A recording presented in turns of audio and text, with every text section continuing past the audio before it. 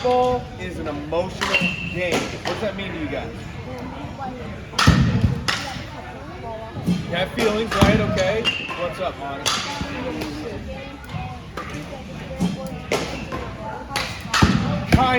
Kind of, almost. Here's what it means. It means how we feel is how we play. You guys think that's true? Yes, kind of. Have you guys ever felt really bad about something or really upset about something and then played really well? Yeah? Well, let me go through it. We'll see. Let me go through it and we'll see, okay? So, remember, baseball is an emotional game. More so than almost any other sport, okay? If you are happy, you're loose, you're relaxed, you're excited for the opportunity, you're thinking, I can do it. You feel safe, right? You're not in danger. You're attacking, you're going after them, right? You're worried about growth. I'm going to get better today, right? Because this can be for a game or practice. So if you feel good about what you're doing and where you are and you're excited and happy and all these things, what's the likelihood you're going to play well? Very good. Pretty good chance, right? Right? You can still play bad with all these things, right? But what's the chances you'll actually play well? 70. Much better, right? It's probably even better than 70%, right? Now what happens if the next guy here, he's just kind of like blah.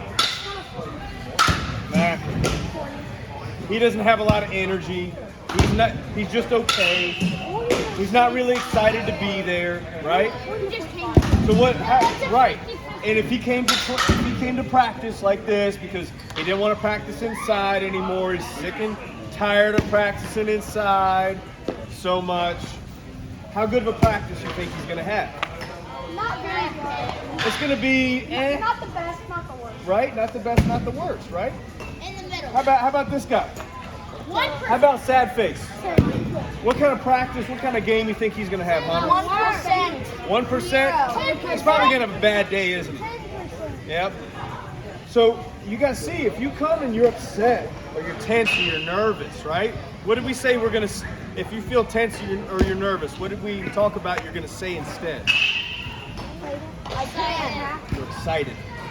It's the same part of your brain that deals with nerves and also gets you excited and ready to play. The difference is nerves are going to make me shaky and scared.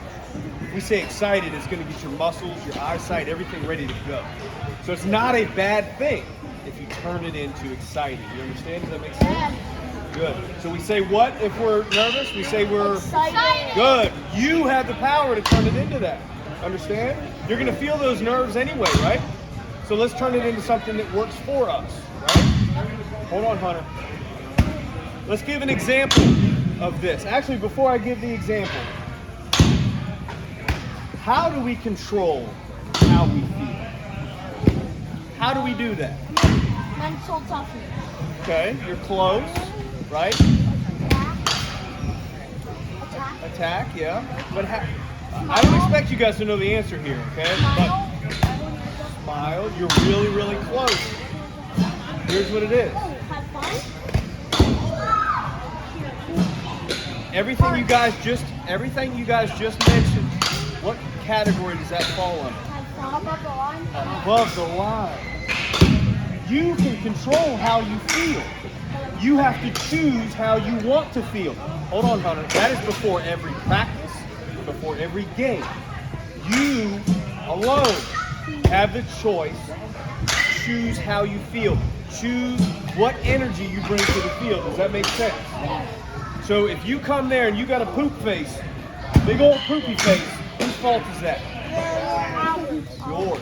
Whose job is it to get up here? And your teammates, right? If you guys see your teammate down with this face, let's go get them up, right? We help each other. We're a team. Does that make sense? And you hold yourselves accountable and you hold your teammates accountable to being above the line and choosing to have the right attitude, right? Does that make sense? You guys want to see an example of why having the right attitude is super important? Who wants to be my guinea pig? Who wants to come up here and do something? Me, can I do it? I want mine. The only reason I'm asking you to do this is because we talked about it just a minute ago. Okay? This is going to be a little uncomfortable for you, but I am asking you to do this because you are tough enough to handle it. You understand? Close your eyes. Put your hands out just like you're a zombie walking. Hands out, zombie walking.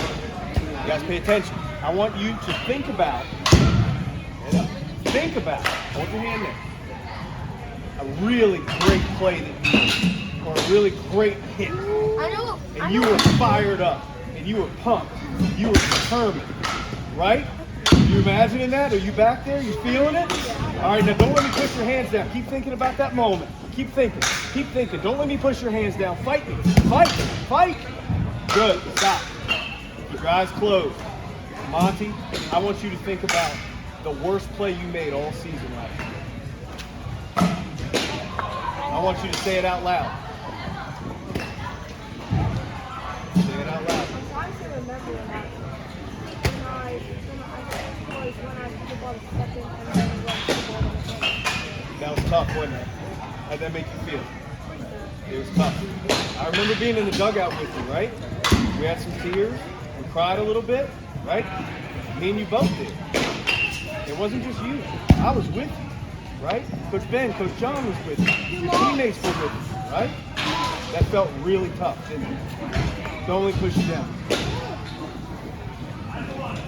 How well did he hold me up?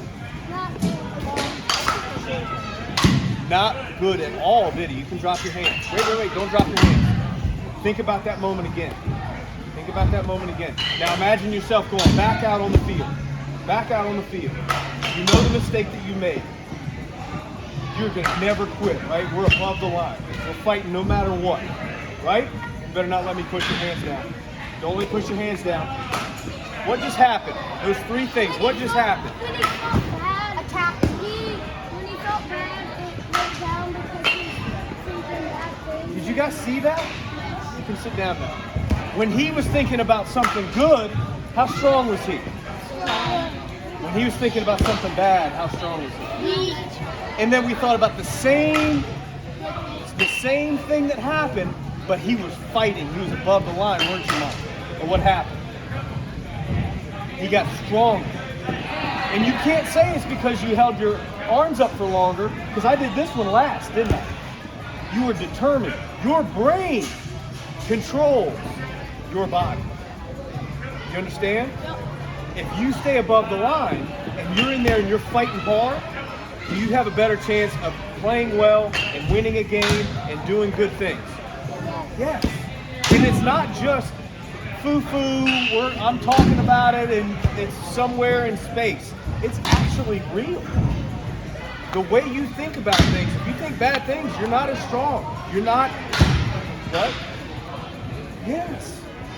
When you think good things, when you're ready to fight, when you're fighting back, good things happen, right? You're stronger. You have a better chance of winning, right? This is important. That's why it's important. You guys just saw that. I didn't tell Monty to do that before the talk, did I? That's pretty crazy how that happened, isn't it? Why can't you do that? But you felt it, didn't you? And you are weaker when you're thinking bad things, okay? So remember that. What is the hardest thing to do in all of sports? What's the hardest thing to do in all of sports? He's the only one that raised his hand. Hit a baseball. Isn't that crazy? Think of all the sports. The hardest thing to do in any sport, statistically, is hit a baseball. Hey, I'm going to give you an example. We talked about this a minute ago, last 2 talks ago. If you were a wide receiver, and I was throwing you the football, and I threw you 10 passes and you dropped 7 passes, are you a good wide receiver? No. If you drop 7 passes out of 10, you're getting cut, dude. Actually, you're pretty good. Now, if you're hitting a baseball and you miss 7 times, but you hit 3, or you get out 7 times, but you get on base 3, are you a good baseball player? Yeah. Yeah. Do you see the difference? This is hard to do. So when this so hard to do. Do you expect to get a hit every time? No. Then we need to make sure when we go up there, we get out, we strike out, or we get out on a ground ball or fly ball. You need to keep this in mind. This is the hardest thing to do in baseball. Hardest thing to do in any sport, right? We have to keep that in perspective. You guys know what perspective means? You got to understand that you're trying to do something really hard, okay? You're going to get out, and that's okay. Does that make sense?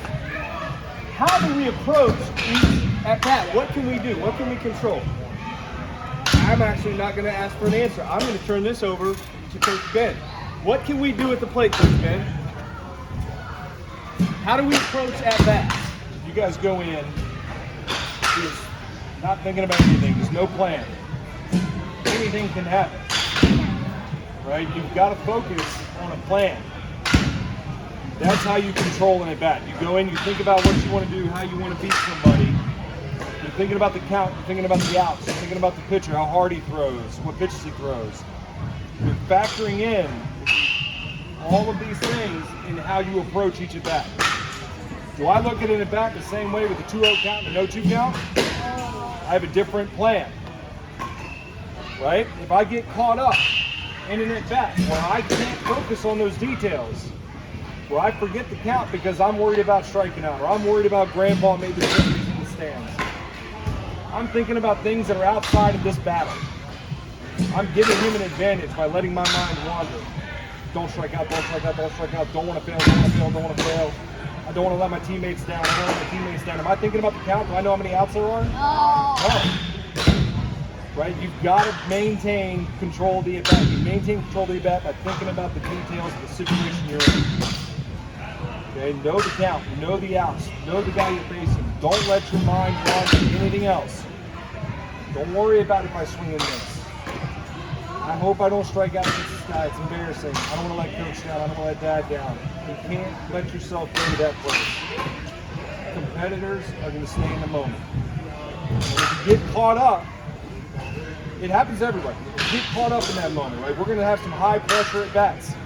Game's on the line. It's a hard situation to be in. You guys have a tendency sometimes to think about what happens if I strike out. You do. I do. I did. Everybody does. The pros do. The pressure gets to us all. And there's ways to deal with that. You don't just stand there and let your knees shake and hope for the best, right? What can we do in the middle of an at-bat to help gather ourselves? What can we use the umpire for? Can I just time? Take a moment. Take a moment to get your hands around the situation. Step out, take a breath, and go through the situation in your mind. Get yourself back into the battle you're in.